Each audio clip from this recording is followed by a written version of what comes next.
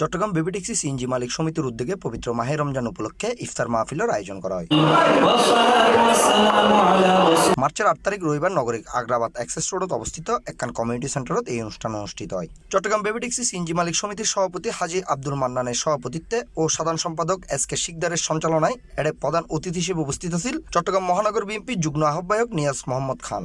Baby ট্যাক্সির ইম্পোর্টের baby ট্যাক্সির spare পার্টের যদি কোনো দাম বা কোনো কিছু সমস্যা থাকে, আপনারা যদি একটা রেজলিউশন নেন আপনাদের সমিতির মাধ্যমে, আমাদের এখানে এমপি মহোদয় আছেন, মন্ত্রী মহোদয় আছেন, তাদের কাছে আমরা প্লেস করব, যাতে করে বাজেটে আপনাদের এই অসুবিধাগুলি ওখানে প্লেস করতে পারে।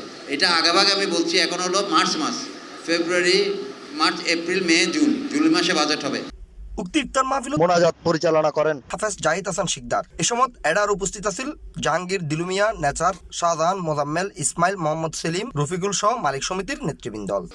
এইবারও ইনশাল্লাহ আর মালিকসকলের সুবিধা বঞ্চিত মালিকসকলের সুবিধা কীভাবে ফাইত পারি, এই কারণে আর প্রতি বছর এই ইফতার মাহফিলের মাধ্যমে আর কিছু কথা কই, শুধুমাত্র মালিকসকলাই।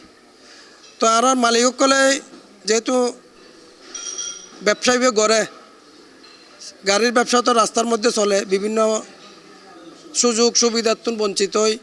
তো আর মালিকসকলতে আরও আহ্বান জানাইম যে একত্রিত হই এনে মালিক সমিতির প্ল্যাটফর্মও তাই আর কাজ করি পেলাই, সুযোগ দি পেলাই, এবং পাশাপাশি আর মালিকসকল আর লগে তাকে কাজ করি পেলাই। এই সংগঠনটা 1967 সালে পাকিস্তানের পূর্ব পাকিস্তানে এরা রেজিস্ট্রেশন প্রাপ্ত জন স্টার কোম্পানি বা জন্য বাণিজ্য মন্ত্রণালয়ের আন্ডারে। আমাদের অনেক মানুষ এই সমিতির সাথে জড়িত। আমরা প্রতি বছর আমাদের সবাইকে নিতে পারি নাই, যদিও যারা আমাদের সাথে আছে তাদের নিয়ে আমরা একটা ইফতার পার্টি করি। C plus TV, Chittagong.